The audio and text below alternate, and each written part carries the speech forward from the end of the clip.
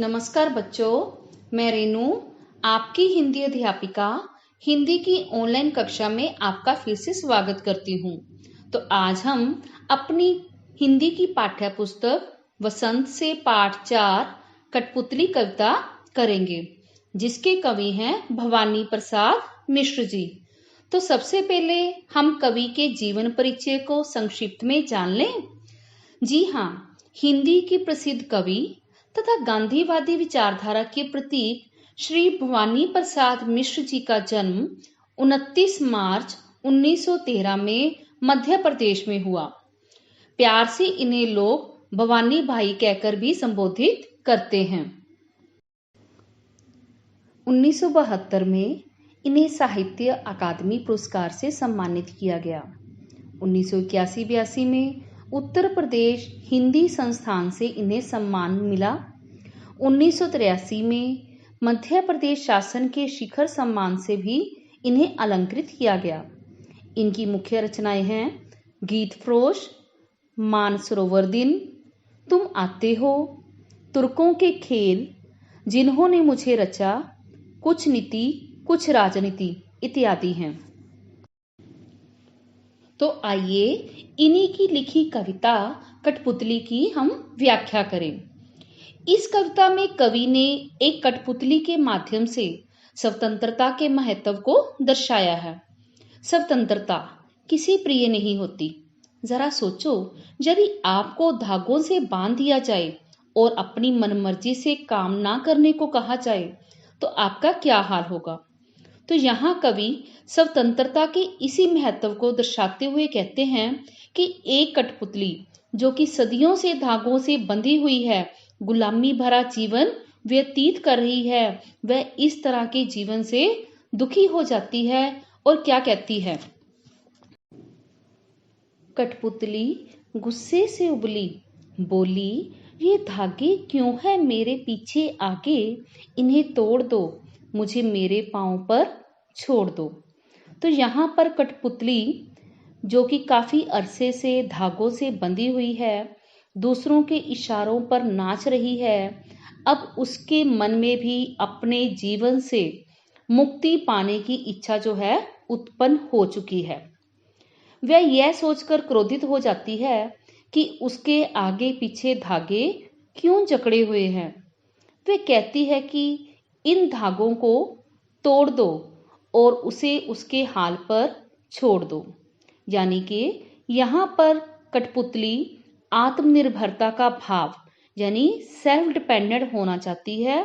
उसे अपने पैरों पर खड़े होने की इच्छा है। वह किसी के इशारों पर नाचना नहीं चाहती और अपनी मनमर्जी से अपनी इच्छा अनुसार जीवन जो है व्यतीत करना चाहती है। तो इस कठपुतली की बात सुनकर दूसरी कठपुतलियां भी क्या कहती हैं, क्या उनके मन में भाव उत्पन्न होते हैं, कविता की इन पंक्तियों से पता चलेंगे।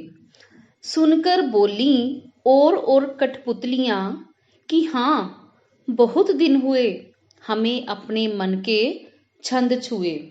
तो यहाँ पर बाकी की कठपुतलियां जो हैं, उनके मन में भी आजाद होने की इच्छा जो है सर चढ़कर बोलने लगती है और वो भी उसकी हाँ में हाँ मिलाने लगती हैं। उनके मन में भी यही बात है कि उन्हें अपने मन के छंद छुए, यानी कि अपनी मन की बात सुने हुए बहुत दिन हो चुके हैं।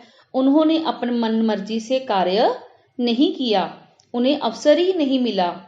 इसलिए सभी कठपुतलियां पहली कठपुतली के साथ विद्रोह के लिए तैयार हो जाती हैं और उसकी हाँ में हाँ मिलाती हैं।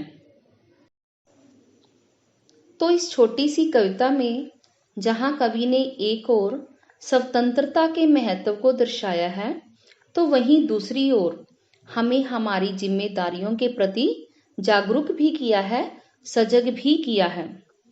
तो यहाँ पर यही भाव इन पंक्तियों के द्वारा स्पष्ट दिखाई दे रहे हैं।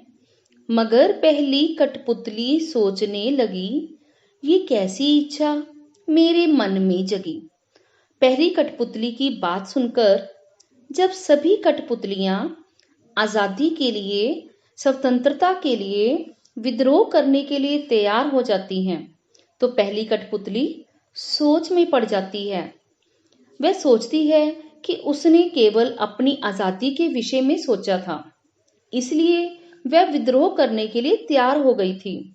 लेकिन अब जब उस पर सभी कठपुतलियों की आजादी की जिम्मेदारी आ पड़ी है, तो यह सोच विचार कर उसे कदम उठाना चाहिए, क्योंकि आजादी हासिल करना तो बहुत सरल है, लेकिन उस आजादी को बनाए रखना काफी कठिन है। तो इस प्रकार कवि ने हमें आजाद होकर जहां एक और हमें हमारी जिम्मेदारियों से सजग भी किया है, तो साथ ही हमें स्वावलंबी होने की भी सीख दी है। आशा करती हूँ कि आपको यह कविता अच्छी लगी होगी। तो इसी उम्मीद के साथ आप अपने घरों में स्वस्थ रहें, सुरक्षित रहें। धन्यवाद।